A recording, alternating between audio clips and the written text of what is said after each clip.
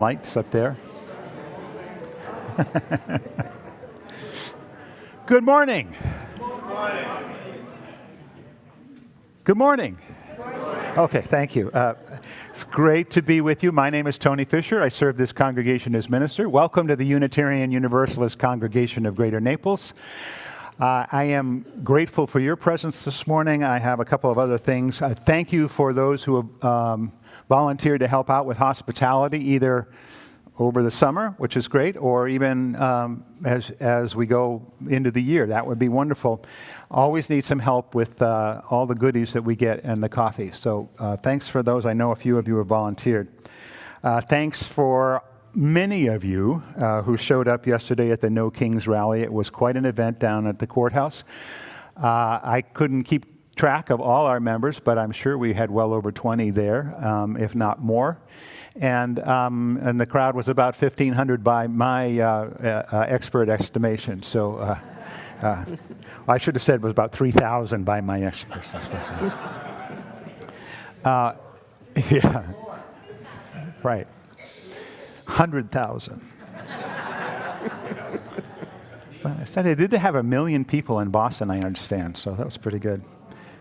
I'm going to be away the next couple of Sundays. I'm going to be at General Assembly, our UU General Assembly in Baltimore, starting on Wednesday. My wife Ann will be joining me, as will Stephanie St. John, and Vincent will be there for a day, Vincent Keys, and I think that I'm not Harriet Lancaster is going to be there because she lives close by.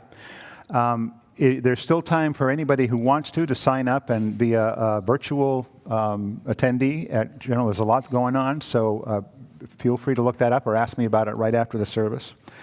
And then next week we have Steve Espinosa sort of serving as service leader for a Pride service here, and then the Reverend Dr. Sharon Harris Ewing will be on the 29th, which promised she's always great. So looking forward to those things.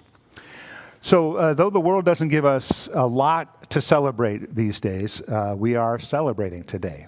We're celebrating Father's Day, and Happy Father's Day to those of you who are, the greeting goes to.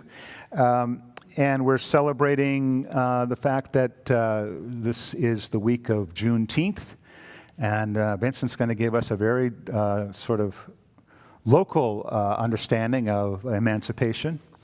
And we're celebrating community. For those of you who've been around any time, you know that community weaves through just about everything I talk about. But I'm going to be overly gushy today about community. And during the offertory, we're going to have a little slideshow of the past year, courtesy of your photos that ended up either in the newsletter or somehow in my photo library as well. So that's what's happening today. And we have Diane Keys as our worship associate today. Welcome, Diane. Thank you. Good morning, everyone. Happy Father's Day to the fathers here. We're so glad that you have joined us, whether you're here in the sanctuary or watching us on Facebook Live at home or sitting out on our pavilion. Please know that you're always welcome here. If you are new to our congregation, we're especially grateful you have found us. Our hope is to make you feel welcome and help you find ways to connect. We are a welcoming congregation, freely seeking intellectual and spiritual growth. We strive to create a larger community of peace, justice, and love. Here we learn and grow together and try to live our values out in the public. And now, let's take a deep breath and settle ourselves into this time of worship with the morning's prelude.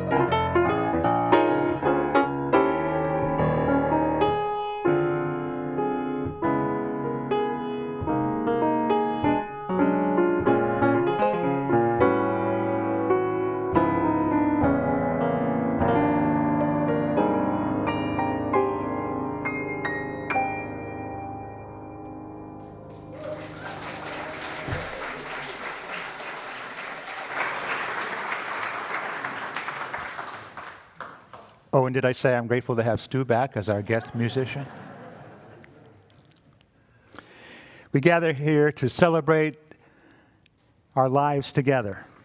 We seek the truth, to grow in love, to join in service, to honor life's beauty and find healing for its pain, to recognize our kinship with the earth, to create a more compassionate world, beginning with ourselves, to wonder at the mystery that gave us birth, to find courage at journey's end, and to listen to the wisdom that guides us in the wonder of this moment. Let's join together in our chalice lighting words printed in the order of service and on the screen. In the light of truth, the warmth of community, and the fire of commitment, we gather this day. May the flame we now kindle be to us a symbol of the unity we seek.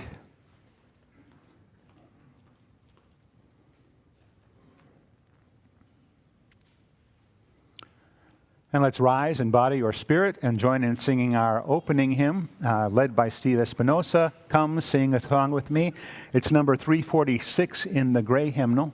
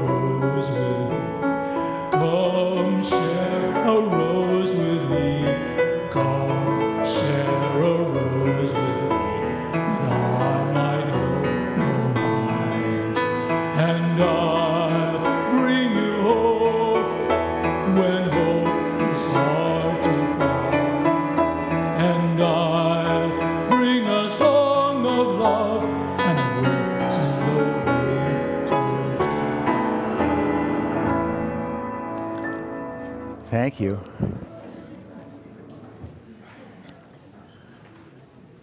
So once again, happy Father's Day to all the dads out there, and all the sons, I guess, as well, and the daughters. And it is, it is one of those manufactured holidays, but I think still very meaningful.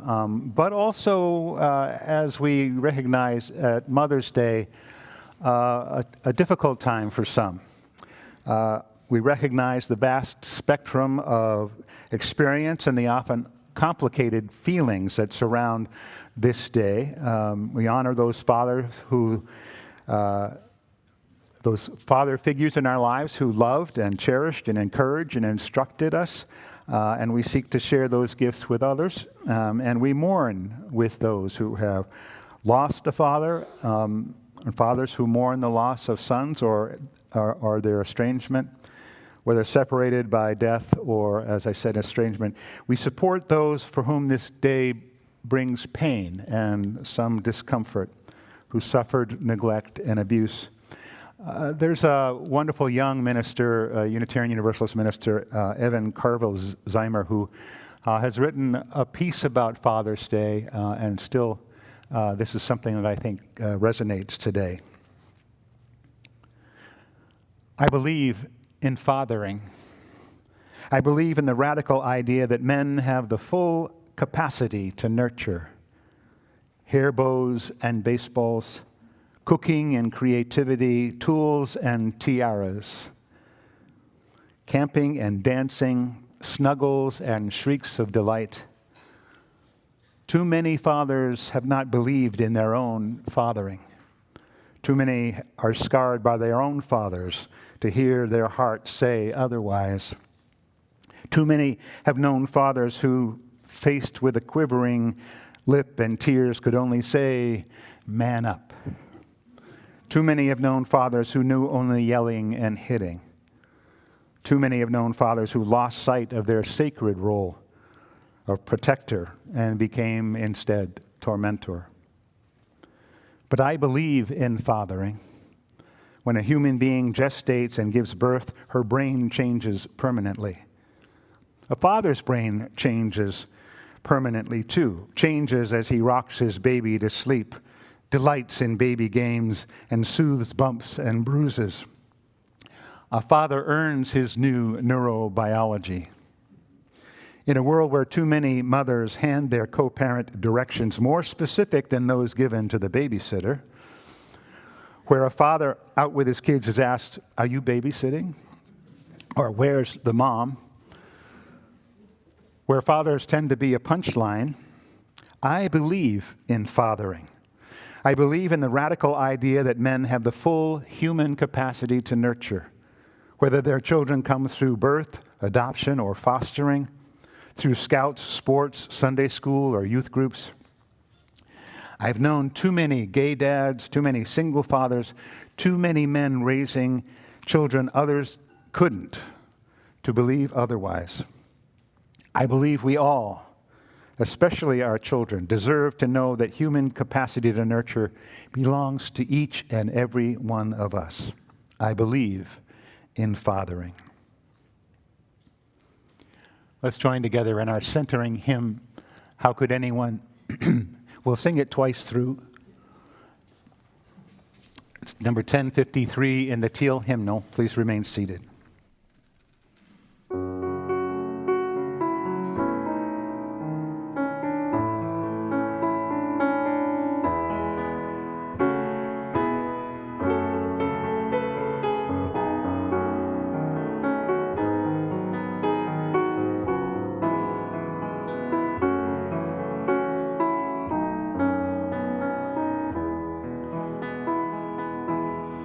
How could anyone ever tell you you were anything less than beautiful? How could anyone ever tell you you were less than whole? How could anyone fail to notice that your loving is a miracle? How deeply you're connected to my soul. How could anyone ever tell you you were anything less than beautiful? How could anyone ever tell you you were less than whole? How could anyone fail to notice that your loving is a miracle? How deeply you're connected to my soul.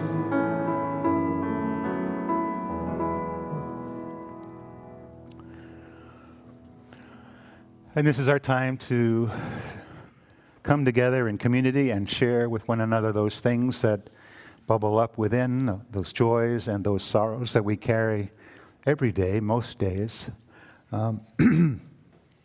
News came to us late yesterday and went out this morning of the passing of Bonnie Cousineau, longtime member who died in complications of probably emergency surgery, though her family was here.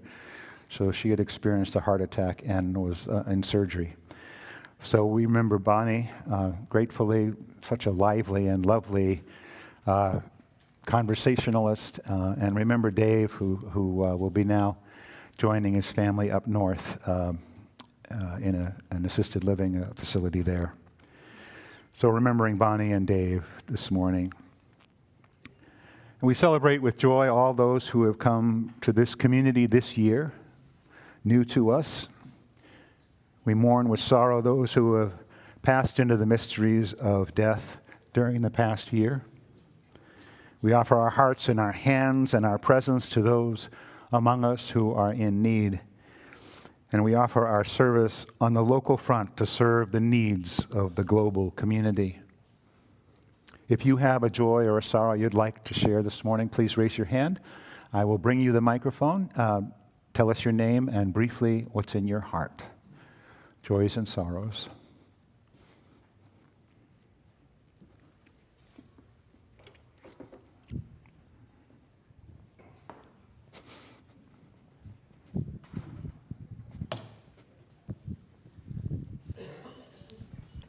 Good morning, I'm Cynthia Schur, and my joy this morning is that I was married a month ago, and I had my wedding right here, and Tony officiated, and it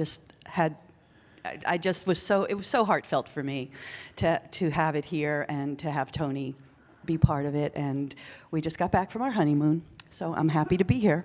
Okay. Welcome back. We want to hear all about it, you know. Hi, I'm Janet Hoffman, and I have a joy and a sorrow.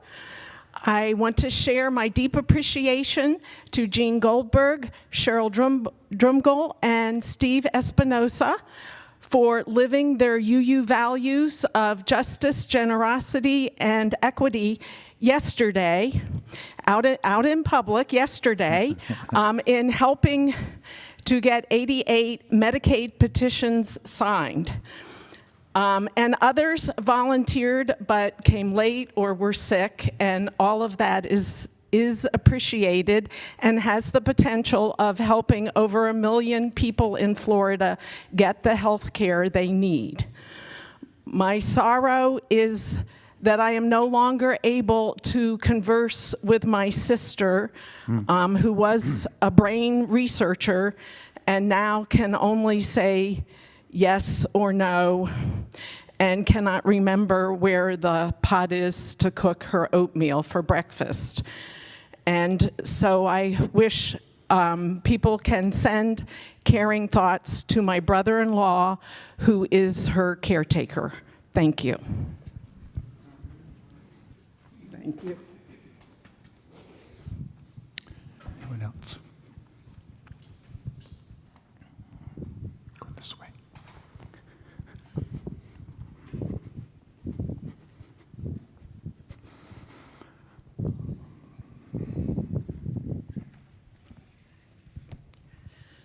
Good morning. My name is Linda Allen, and Pam and I lost a very dear friend. Pam has known her since 1965, and I first met her in 1977, and she lived in Ohio, then moved to Florida in Punta Gorda, and we saw her all the time. It's just a sad time. You two have been through quite a series of losses.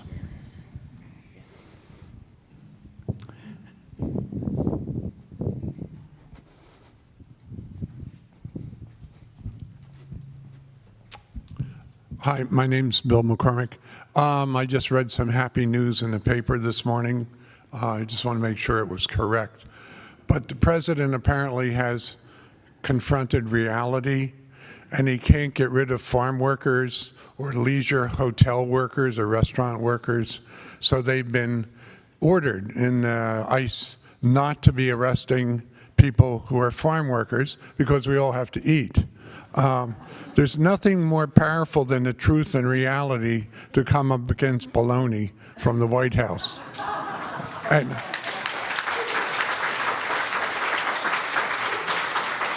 so I'm happy for the people of Immokalee. Thanks, Bill.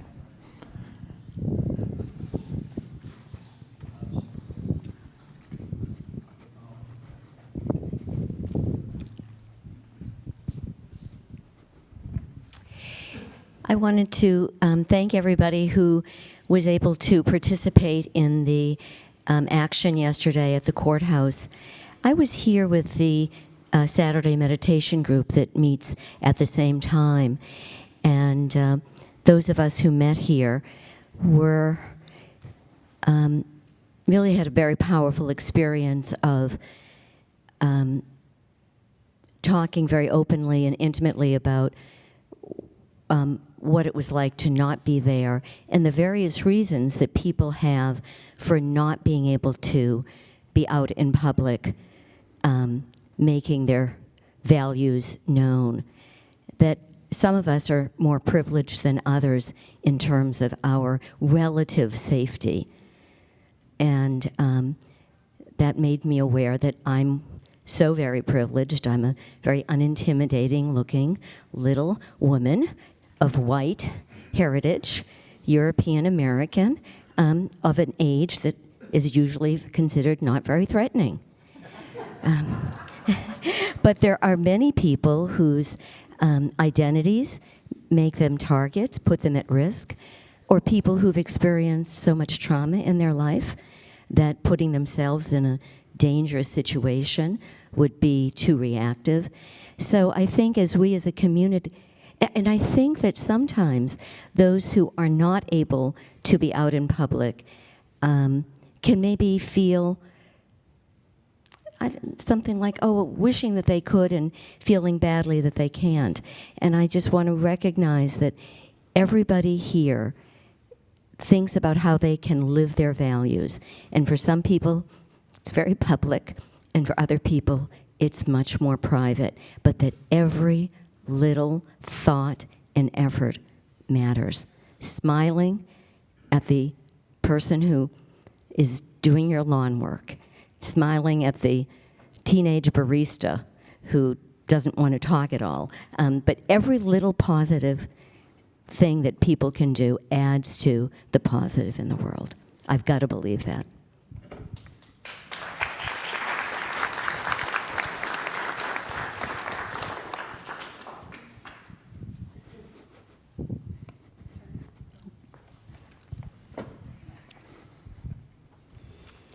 Hi, my name is Cheryl Dromgoole, and I had a moving experience on Tuesday. I went for my Prolia shot, and they were painting the parking lot, so I was 11 minutes late for my appointment. And when I didn't get in until 10 o'clock, and I was supposed to be attending another meeting with somebody here at UU. And but when the gentleman brought me in, he said, "How was your day?" And I said, "Ooh, don't even ask, not a good start." And he's a pharmacist. He's never said two words for me in about 2 years that I've been going. And I don't quite know how it happened, but he turned around and he stopped and he talked with me. He's from Iran originally, and this is what we're going through now is like deja vu all over again to him. And but his point was to tell me how very important it is for us to stay grounded and to take care of our own self, our own mental health, because this is going to be a long fight, and we have to stay healthy to go through it. He took 1/2 hour with me on Tuesday, and I will be forever grateful. Thank you.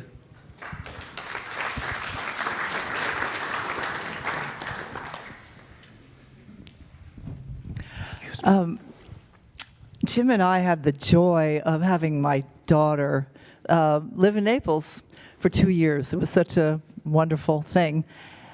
And we now have the sorrow that she's had to leave the state because it's not a great conducive state to have a baby. But I want to say that parenting is such a privilege, whether it's fathering or mothering.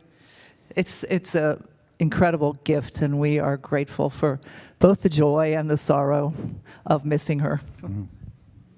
Thanks, Joanne.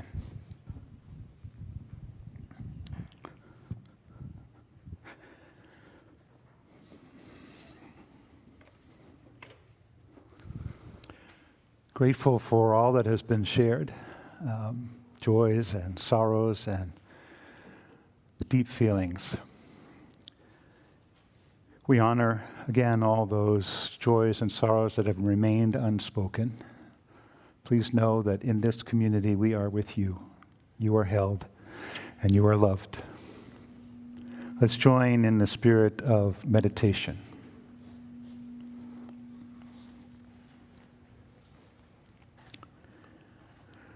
Spirit of life and love,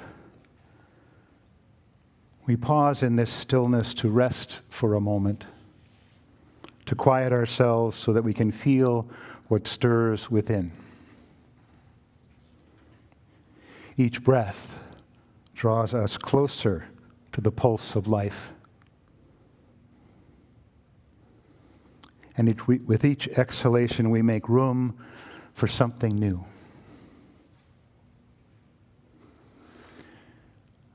May we find in this gathering the comfort of those who care. May we encounter patience along our growing edges and compassion in our most tender spots. Here, may we find the encouragement we need and the inspiration we need to face our challenges and nurture ourselves. And in the presence of suffering across the globe, may we redouble our efforts to practice kindness where we are, in the hope that the light of our actions travels like the light of faraway stars. May our gestures of compassion and generosity seed possibility.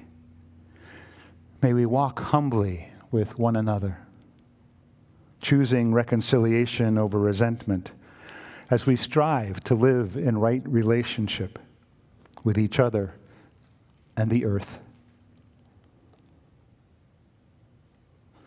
When life presses in and shifts us off balance, when pain assails us, when frustration mounts, may the rhythm of our breath steady us and bring us back to a place of gratitude.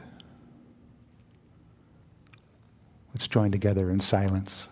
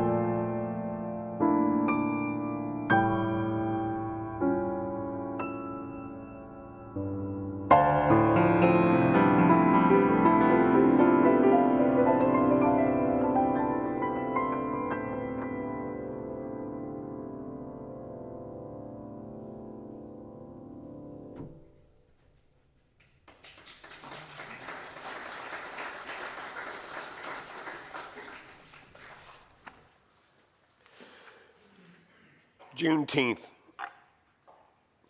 What a controversial time in history. But before I begin that, let me once again, from myself to all the fathers here, because I'm a very proud father, let me wish all the fathers a happy Father's Day. Juneteenth.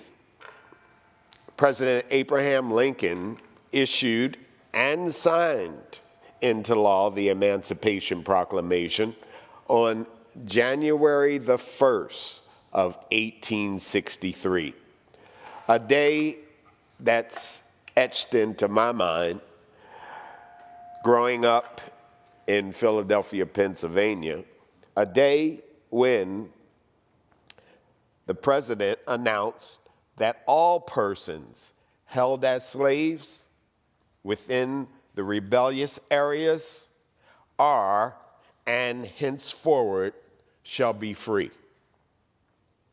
However, the road to freedom was met with fierce resistance. Let us not forget that the nation was approaching its third year of the bloody Civil War.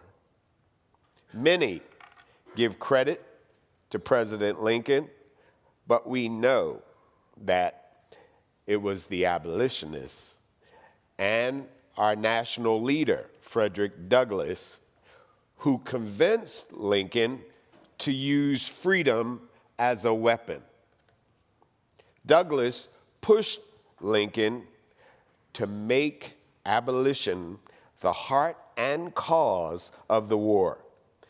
He persuaded Lincoln to allow black men to fight and serve in the military and to compensate them for equal pay.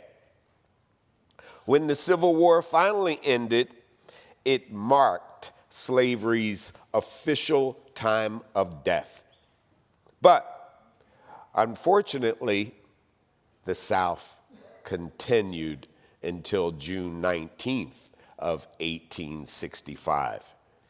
It was a watershed moment for the Black Americans living in the American South. The Civil War officially ended on April 9th of 1865 when the Union won the American Civil War. The war effectively ended when the Confederate General Robert E. Lee surrendered his troops to the Union General Ulysses S. Grant at the Appomattox Courthouse. However, the final surrender of the Confederate troops here in Florida took place on May 20th of 1865. Consequently, this is a cross-the-country debate. In Galveston, Texas, it took until June 19th. Now, our culture, as we personally know it, has historically devalued the lives of African descendants and often left us out of the story altogether. But this debate across the country has real meanings to us, telling true stories of slavery, educating the entire nation on the real story of the Black experience in the United States. It's important, an important step to help this nation come to grips with the truth about institutional racism, about its impact on the generations of the enslaved before the emancipation, and about its impact on the lives of the descendants of the formerly enslaved Americans following the emancipation. The state of Florida should not legitimize the fallacious interpretation of history. Put simply, General Gordon Granger reading of the General Order Number 4 in Galveston on June 19th of 1865 did not end slavery in that then known United States. It was a mere acknowledgement in accordance with the President Abraham Lincoln's executive order signed into law on January 1st of 1863.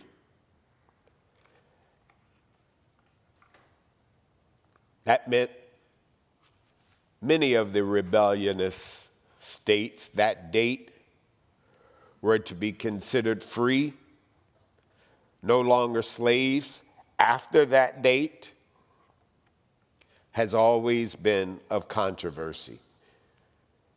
There is similar history in every state of the illegitimate Confederate States of America.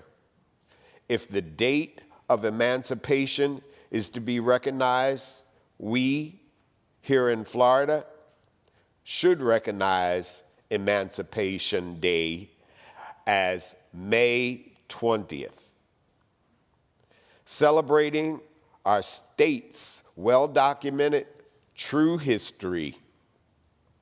This history should not be erased, creating a fake and illegitimate tradition of another region of this country. We are in the state of Florida and not actually in Texas. Thank you.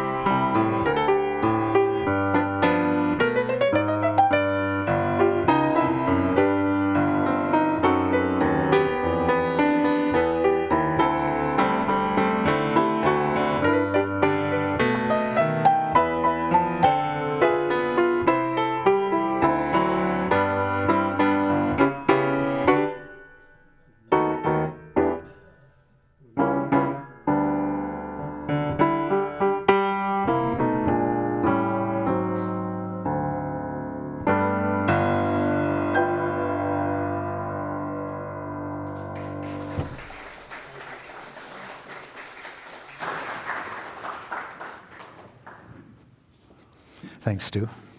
And thank you, Vincent. Just a wonderful new understanding for us in Florida about emancipation and our local history. It is our history as well, all of ours. And I think it's important for us to begin to feel like one community and not separate communities. And speaking of communities, I am a communitarian. Fostering a sense of community is, I believe, one of my primary responsibilities as minister, and the subject is usually intertwined with most of my messages. And then it's no wonder that one of my favorite essayists is Scott Russell Sanders, who also circles around the topic of community, no matter whether he's writing about nature or about politics. The words community, communion and communicate, Sanders writes, all derive from the word common. And the two syllables of common grow from separate roots. The first meaning together or next to, and the second having to do with barter or exchange. So embodied in that word common is a sense of our shared life as one of giving and receiving. Music, touch, stories, ideas, experiences, laughter, sorrow, and the whole range of artifacts and talents that we offer one another. Without boiling the whole enterprise down into being simply transactional, I do think that the idea of community as a shared exchange is a good one, as it contains a sense of movement and purpose. I believe it's what happens here at the Unitarian Universalist Congregation of Greater Naples. And it's true that we're all here because we get something from experience individually, that we're here based on the pathways, the individual pathways that have brought us here. And whatever it is that you get, whether it's connecting with friends or being held in love, finding opportunities for service, hearing some inspiring music, finding something in the words that are shared here on Sunday or any other day, or maybe it's just walking in our garden. I hope that on the days that you are here, that you spend time here, that you leave feeling like you've found something comforting or challenging, something to help to fill your need, something of value to keep you going for another week. The hope you feel as well as I do, that as individuals and as a collective, we gain as much, if not more, from what we give than from what we actually receive. For the most part, we are what Sanders would call a healthy community, one that is dynamic, stirred up by the energies of those who have been around for a while, open to new members and fresh influences, kept in motion by the constant exchange of our gifts. At best, our community is a moving, growing, living entity, an exciting place to be. At least I find it so, and yet still one that strives to nurture our individual spirits. And this is something I think is truly beautiful. As always, our gifts come in many forms, from the intellectual, from the spiritual, and they move from inside these walls out into the wider community. This past year has brought a number of new members, a trend that has continued since the end of the pandemic. And we've invited the community to join us as well on occasion for speeches and for concerts. And that also is a good thing. We've cared for one another faithfully. We've enjoyed each other's company and celebration. We've begun to build on our vision and beyond, and are working to make ourselves more welcoming than we already are. And the coming year promises to be even better as we look to the strategic planning process, which will include better ways for us to communicate with one another. And we'll keep doing what we're already doing well, which is to strive individually and collectively in worship and in service to create that larger community of peace, justice, and love. As Sanders writes, the community I desire is not grudging. It's exuberant, joyful, grounded in affection, pleasure, and mutual aid. Taking part in the common life means dwelling in a web of relationships, the many threads tugging at you while also holding you upright. And why we Unitarian Universalists don't tend to evangelize, we do offer something of equal importance to those who are looking for a place where their individual spirituality is honored and where they can connect to a community of seekers unbound by dogma and creed. While honoring our differences and the freedom of conscience we've long celebrated, what we offer is the collective, the connective spirit that binds us together, those spiritual tissues that keep us as one. Whether we're out and about in the community or active in our service here, what fuels us does definitely lie within the individual heart and mind. Here, as an individual, you may believe in God or Allah or Brahman or some version of a great spirit. You may feel that there's divinity in the universe or that it's a cold place. You may believe that our human resources are enough to get us to beloved community or not. But the fact that you are here testifies to the importance of connecting, of community in your life, the importance of connection and inspiration, and ultimately of love. And truly, it isn't the object of our individual beliefs that's important here, though we're really curious about what you think and what you feel about just about everything. But what it is that those beliefs engender in you is what we're really interested in. That internal fire to grow, to connect with one another, to work for change. That is our common faith, our connected spiritual tissue. That internal fire, or even the yearning of such a fire, is why we're here. Our sense that there can be a beloved community, even in the particular, or maybe possibly in the larger community, if we do our small part to make it so. And with all things worthwhile, there are some practices that make our journey together better. Author Phil Cousineau offers 4 serious pieces of advice for groups such as us who are sharing our journeys. Cousineau writes about pilgrimage. And what is this but a shared pilgrimage together towards some future? The first Cousineau offers is to practice the art of attention and listening. To be in and stay in the moment as much as possible. The second is to practice renewing yourself every day. To do something that is centering so that you can come back here and share and be in the moment. The third is to practice the reading of sacred texts, where sacred is in the mind of the reader. And finally, to practice the twin arts of generosity and gratitude. Excuse me. Those practices will hold you in good stead along the path. Be in the moment, seek renewal, read, and practice generosity and gratitude. Like the characters in The Wizard of Oz, though our individual goals may be different, we travel the road to find strength together. Some of us may be seeking courage to face the day. Some may be searching for a deeper understanding of themselves and the world. Some hope for a connection. Some of us are in need of healing.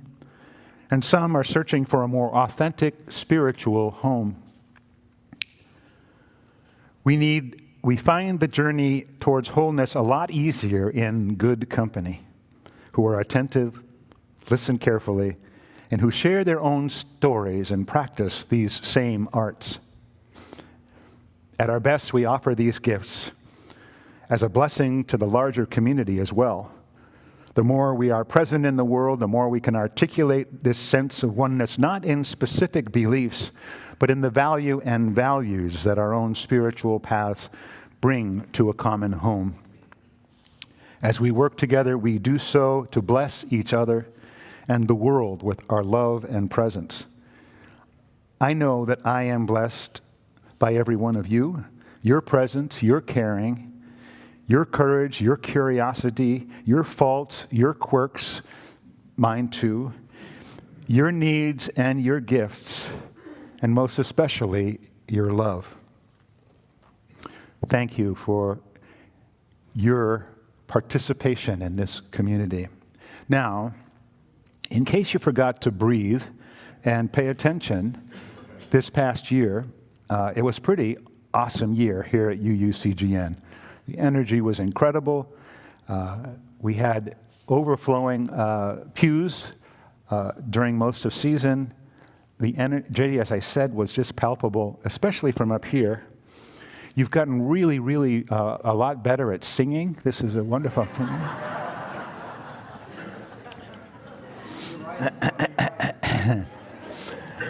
So Stu attests. Now, Stu was our pianist during COVID and it's a little bit after, but before that as well, or a little bit before. So he knows. We're sounding pretty good. Just in case you haven't been paying attention, during the offertory, we will be showing a slideshow, photos and reminders of our year together, courtesy of you and your cameras. And as I said earlier, what has landed on my photo library. So I hope you enjoy that. And now, Diane, you're up.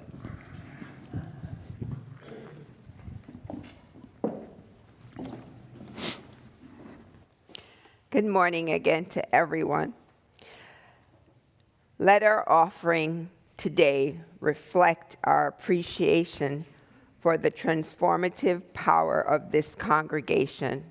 And we are a powerful congregation. We do so much in this community.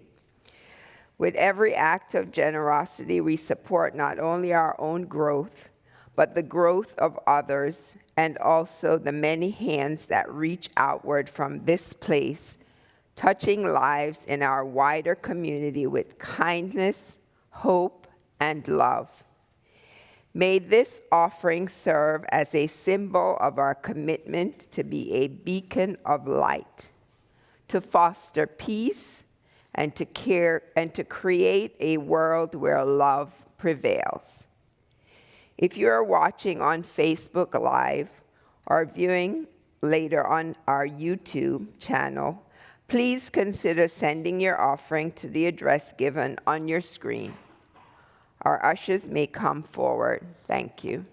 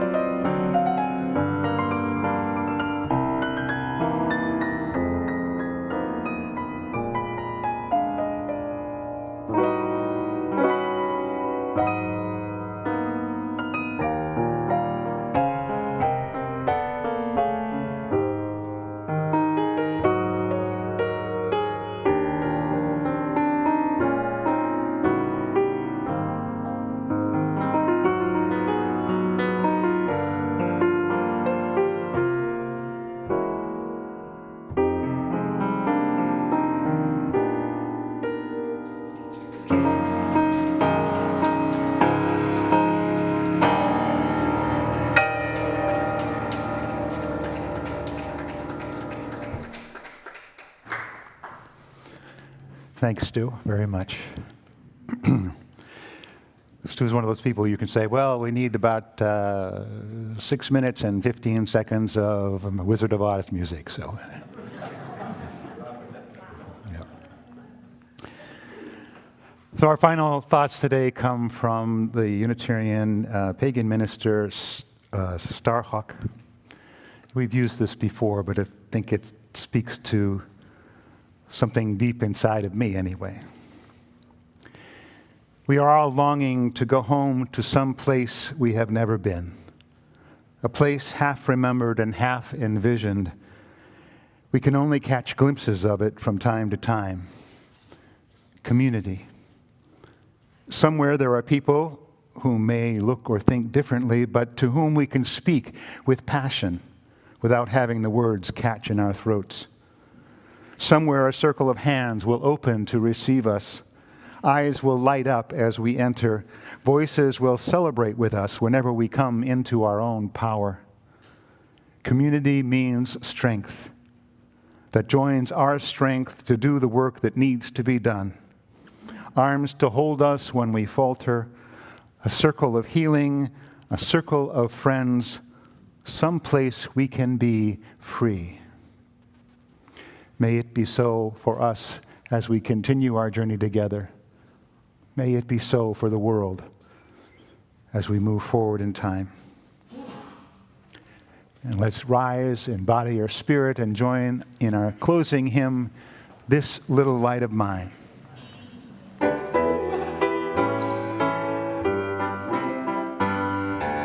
This little light of mine, I'm gonna let it shine. This little light of mine, I'm gonna let it shine. This little light of mine, I'm gonna let it shine. Let it shine, let it shine, let it shine. Everywhere I go, I'm gonna let it shine. Everywhere I go, I'm gonna let it shine. Everywhere I go, I'm gonna let it shine. Let it shine, let it shine, let it shine. Building up a world, I'm gonna let it shine. Building up a world, I'm gonna let it shine. Building up a world, I'm gonna let it shine. Let it shine, let it shine, let it shine.